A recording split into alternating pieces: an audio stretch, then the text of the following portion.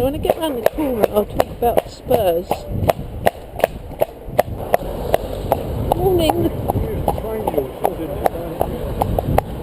Just caught the tail end of that conversation. Those two men were saying you used to train the horses. I'm not quite sure what horses they were, but yeah. So we had this really wet ride, and I posted a picture of us, you know, after that ride. Oh, here we are. See, it's a new thing here. Ronan can look at this. This is excellent because he might have a little battle.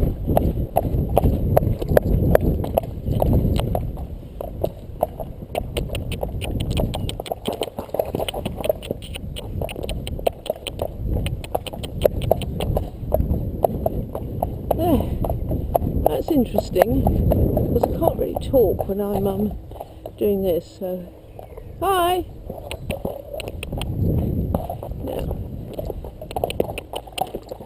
Go on. Go on. Go on. Go on. Good boy. Good boy. Yes. Good boy. Good boy. Hi. Yeah, that's all right. I'll let you start it up.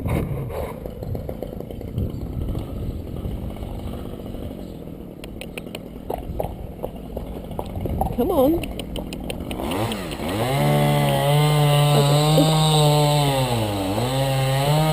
Right. I'm going to have to turn round because he's going to let that tree fall, but we'll come back.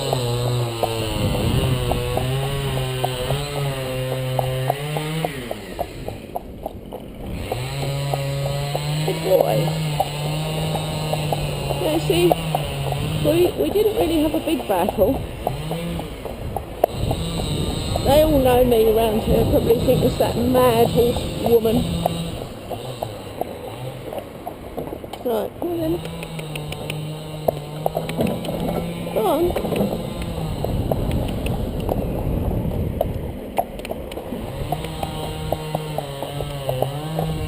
Boy.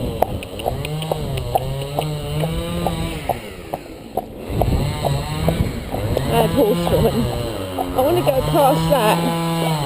But I don't want to reward him by a tree crashing to the ground.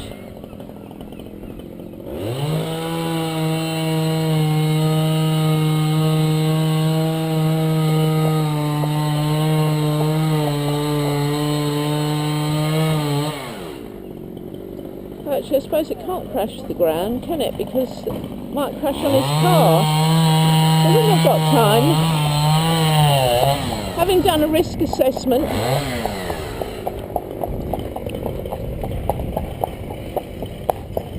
now we just better go back before the tree comes down.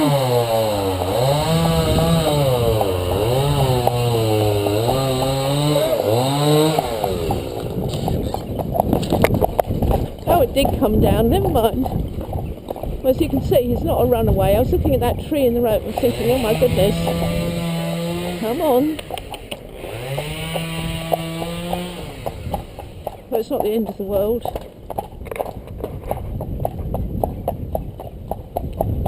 The thing is, if you ride in fields and forests, it's okay if that's where you're going to ride all the time. But in this day and age, horses do need to see this kind of thing and be happy with it.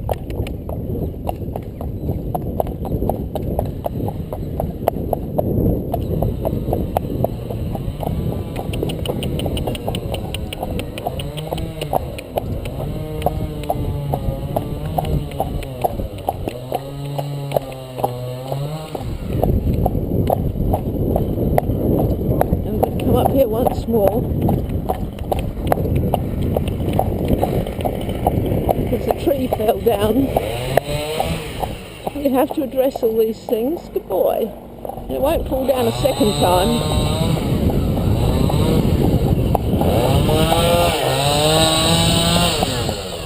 So it's alright. Right, okay. Now I couldn't have done all of this without the use of spurs. So I'll bring us nicely back onto the use of spurs.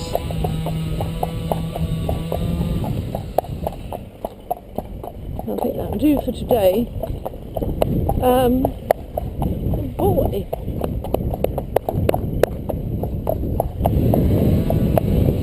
Right, putting on.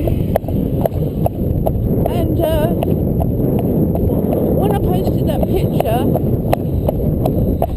before I get to that, I just want to say I wouldn't have been able to get him up and down there so easily today, comparatively easy, if I hadn't had the battle a couple of days ago and turned a corner, because I hadn't proved, to him ultimately that I'm trustworthy, which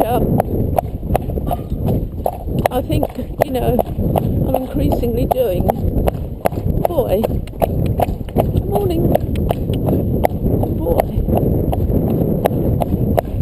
So yes, it's a picture of me on a bedraggled, wet Ronan wearing spurs. And, morning. The comment was,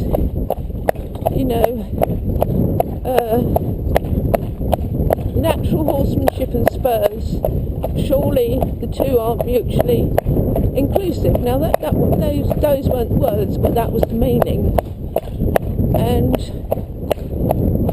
I'd just like to talk about that a bit. Now, for some people, the concept of natural horsemanship is all quite sort of, I'm going to say it, fluffy, lovey, gentle, non-pressured and kind. And so it should be. And there's absolutely nothing wrong with that, and who wouldn't want that? But the fact is, in reality, you've got to prove to yourself that you are that worthy person in the horse's mind to spend time with in all environments, in safety, with trust, and to be non-reactive. And the horse has to be motivated, the horse has to be motivated to do your bidding, as long as it's a reasonable bidding. Horses are often motivated to do things that aren't reasonable, but we're talking here about reasonable, and the horse to do it with happiness. So in actual fact, natural horsemanship is only horsemanship. We could call it educated horsemanship. We could talk about it as supported leadership horsemanship. We could talk about it as modern horsemanship. We could talk about it as ethical horsemanship. It doesn't really matter. But horsemanship is horsemanship. And the fact of the matter is, there are times when you're out on horses that have switched off from the rider and what the rider is asking of them.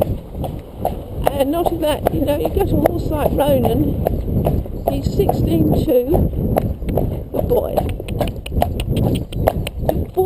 very good. Now he couldn't do that a while ago, like even last week. So he's 16'2", he's very powerful, he's enormously strong through the head and neck, he's been ridden off the hand, and he was totally switched off from the leg, because he'd been ridden to quite a strong contact, and so the legs were saying go and the hands were saying no. So when you've got these opposing forces, the legs saying go and the hands saying no, either the horse does one of two things depending on his character, and it's absolutely always the same, with there's only three variations, so I'll mention all three. They can either get terribly anxious, so that they need holding in, they need that rein contact, because if you let it go they'd be off and way too fast. They either get anxious, so that they show all these impressive paces, but they're actually running on adrenaline and people don't realise, or like Ronan, they completely switch off.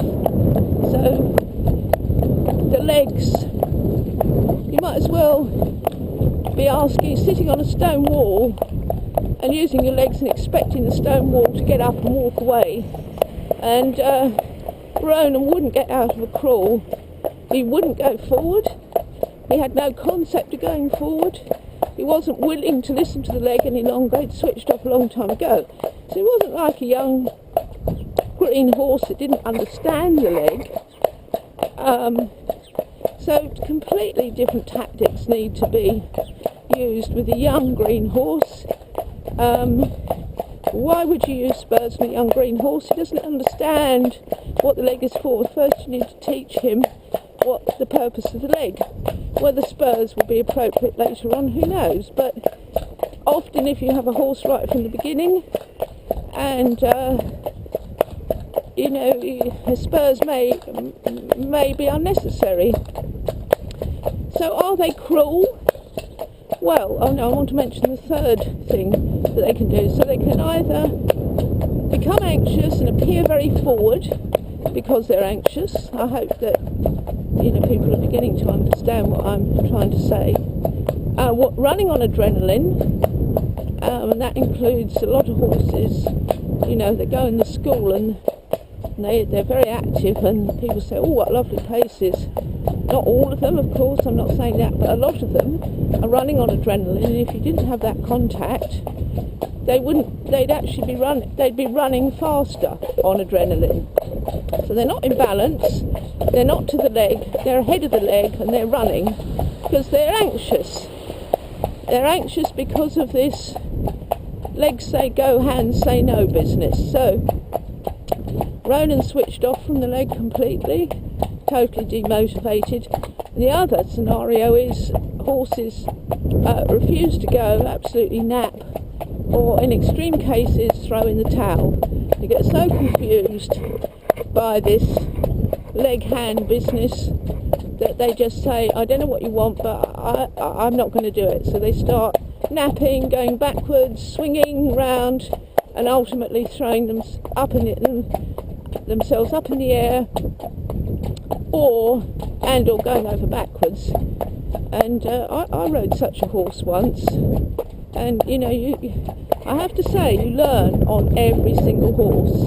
I won't go into the details of that now, but we were going down a really steep hill, so gravity wasn't in our favour for the move that he made, and the next minute he not only reared down a steep descent, but he threw himself backwards in the process. And I've never actually known a horse to do that, because it's like against their survival instincts.